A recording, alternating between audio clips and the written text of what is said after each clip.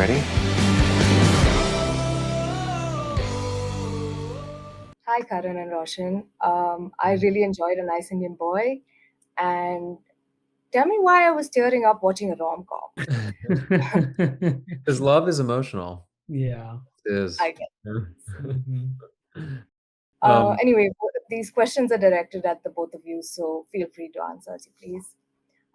First, you all have known each other for quite some time now, and this is your second movie together. So, how fun was it to be on the set? so much fun. I mean, Karen and I are real life romantic partners, so we spend a lot of time together, and I personally cannot get enough of the time we spend together. I'm very clingy, so being together on set was really nice for me. Yeah, it was really special. The first movie we made was really special, but this one is so personal to both of us. So much of our life is in this movie. And also, so it just felt so special to be making this particular one together. And then also in general, the practicality of a career in Hollywood is you never know where you're working when you're leaving and going somewhere else. And we do a lot of distance. So we shot this movie in Vancouver, which isn't where we live. So it felt really nice to be traveling and doing this whole experience together. And then now going to all the festivals and everything, we get to share in it together, which is really nice. It sounds quite like a Bollywood dream, actually. Yeah. Yeah. So I really loved that bells were a big part of the storytelling of this movie.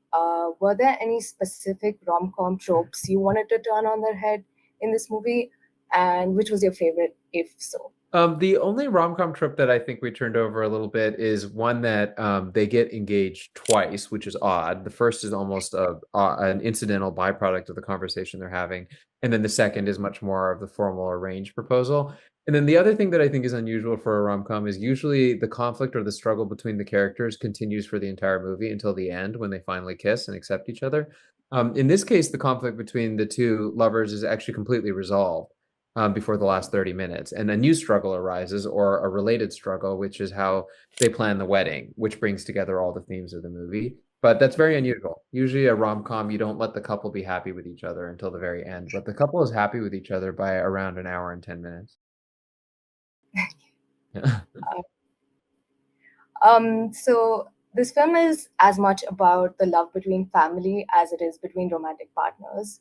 Was that hard to navigate, and how important was it for you to bring out that part in the story?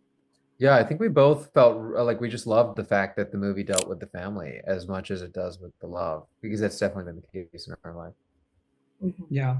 I think what's so interesting about this movie. It's not a coming out story, but what's interesting is prior to coming out, I always used to imagine the minute you say the words "I'm gay" or whatever you want to say, it's over and you're free and liberated, but it's not the case. Oftentimes you have to constantly go through different trials and tribulations. And one of the big ones for both of us were introducing someone we're dating to our parents, because it's one thing for them to theoretically understand that you're gay. It's another thing for them to see you in a relationship with another person of the same sex, and it's a little mental shift even for them. So that whole thing about this movie felt so original and interesting, where it felt like there's not a lot of movies about that. And it's not exclusive just to the queer experience. I have so many straight friends who are hiding who they're dating from their parents because they know they want to prove.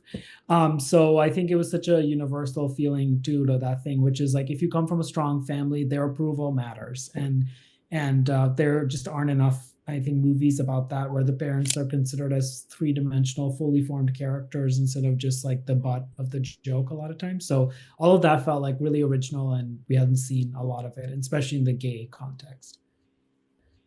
Yeah.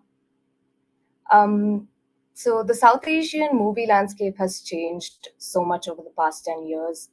Was this movie a freeing experience, or did you feel like the world isn't ready for something like this even now? I think the world is ready for it and actually craving it. And I think people in America are intensely interested in other people's lives. And it's more that executives and gatekeepers are worried about it than it is that audiences are. Audiences in America are very diverse. So in America, 45% of the population is a minority to begin with. And they will one day not be the minority because of the way that the population is evolving. But that's even more pronounced among the theatrical box office audience, which is 60 to 70% minorities. It's mainly buoyed by a Black and Latinx audience here. So there is nothing about what the audiences crave that is related to more white content. But the people who run Hollywood are look different than the audiences that fill theaters. Karan, would you like to add anything?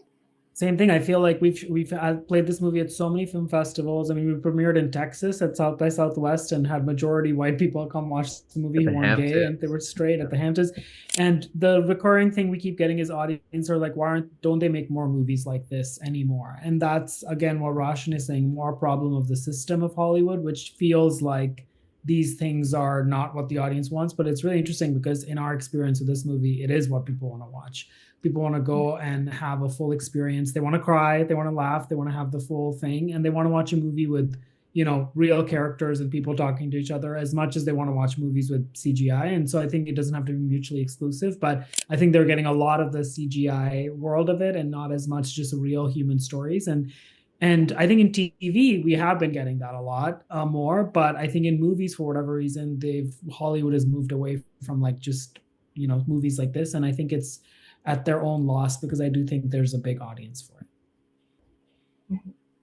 Okay, we're short on time. So my last question, well, it's a request more like, could you give us a rendition of Tujhe Dekha To Ye Jana Sanam? Oh my so that the audiences know what they're looking forward to. I am not doing that. Yeah. Then Karan, you've got to do it. There's no way I can do that. Just do the female part. Okay, fine. Tujhe dekha. What happens after that? To ye jana sanam. Go watch Jonathan Groff on Broadway. That's my rendition. If you want to see.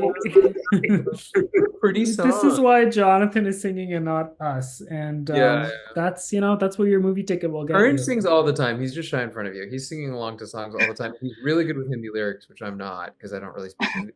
But one day when he's not meeting you for the first time, he'll sing for you. Yeah. Maybe. For now, I'll enjoy it in the movie again. Yeah, yes, you have there you go. for what that's worth. All right. Thank you so much. Thank you. Thank you. So nice meeting you. You as well. Thank you. Bye-bye.